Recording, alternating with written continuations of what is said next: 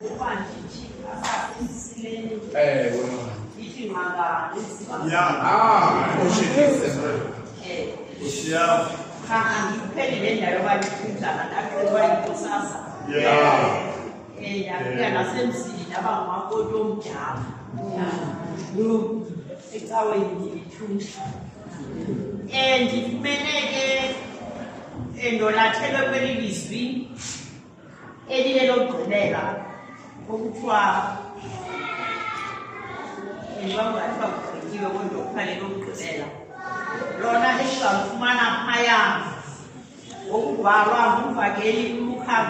23, verse 46.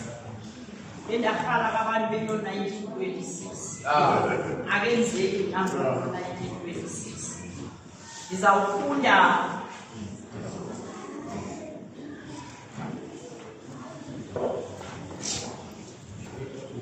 Izawufunda kwinguqulelo entsha inguqulelo enonjikhoyo.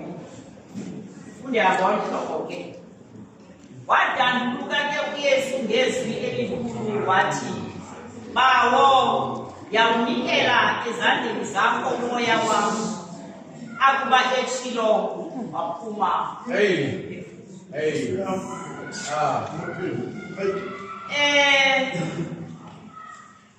Iyatsho ke ikhona into enibuzwana ethi kwakutheni ade athethe kanje.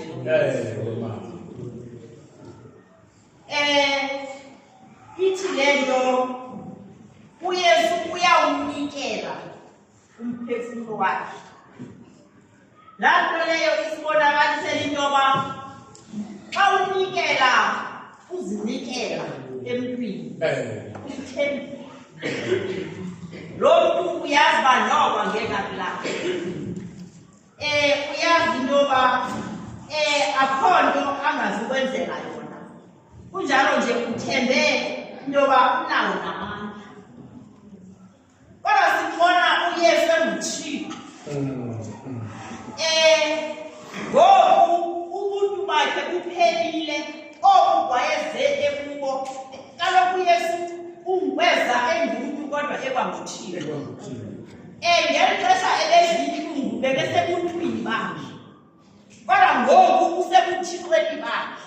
I-divine nature. Le njalo ethi ke ngoku ke bawo ke ngoku thatha umphefumulo wakhe. Uyanikela, unamandla, unala-authority yokwenza yonke into. Ngoku usebuthixweni. So, kodwa simbone uYesu ekouta indumiso ezikaDavide. Ezindumisweni phasithi zindumiso zikaDavide. Kukouta umuntu esimfunde ngaye kuTestament entsha, kodwa yonke into zeTestament endala. Into exela uba unguThixo wazi izinto. Uthe umuntu ebethetha ethi wayekho kwasekuqalekeni. Kuthethiwe kwathi Yohane kuthi umlizwi wayekho. Kungekabikho induli nentaba. So akukho nto angayazi uYesu Kristu.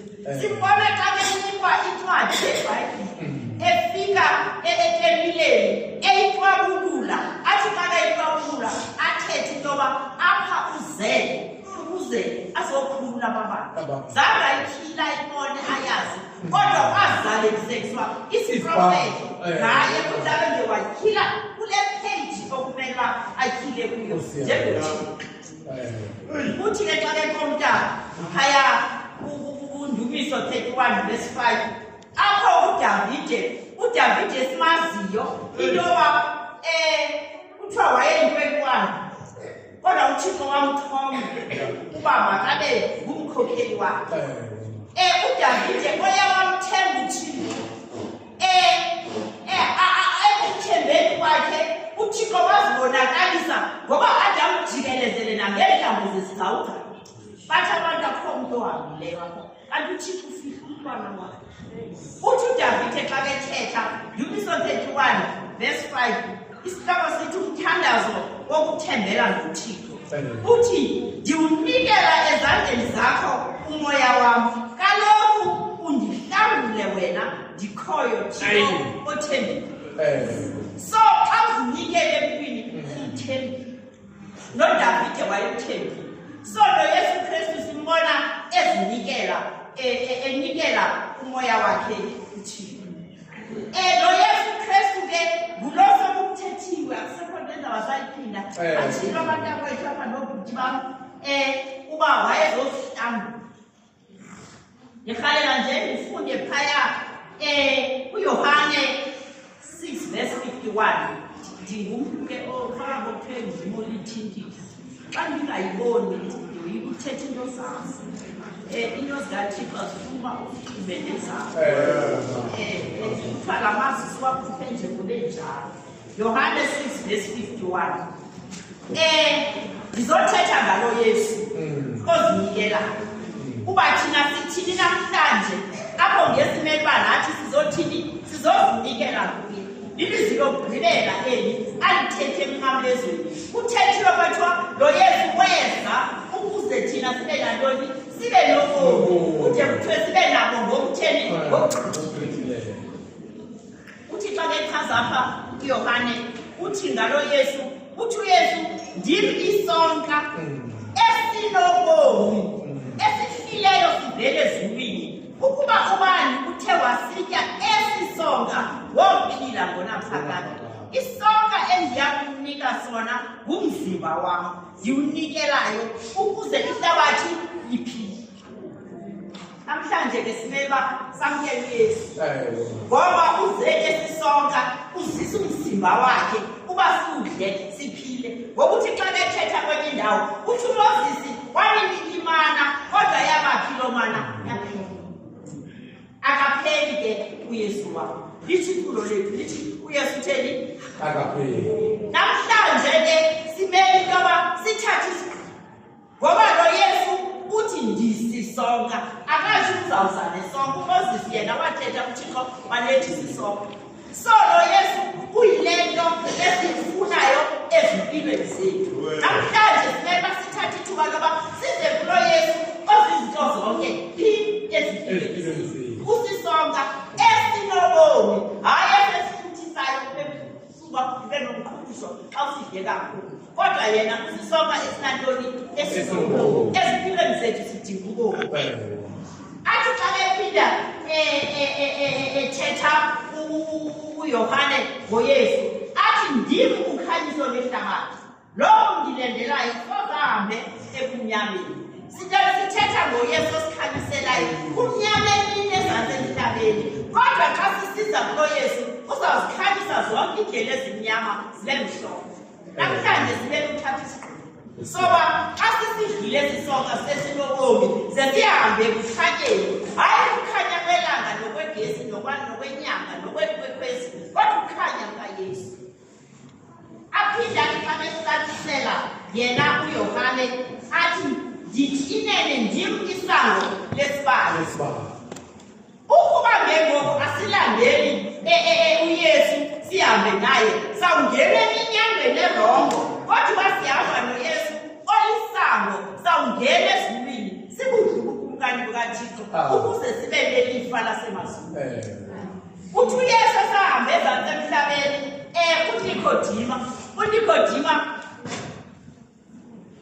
wayezazi zonke incwadi zeBhayibhile, kodwa uza kuYesu sobuza uba ndingathini ukuze ndibudle ilifa ubukumkani bamazulu. Uthi uba uthandisayo ngokutsha awusoze ubukumkani bamazulu.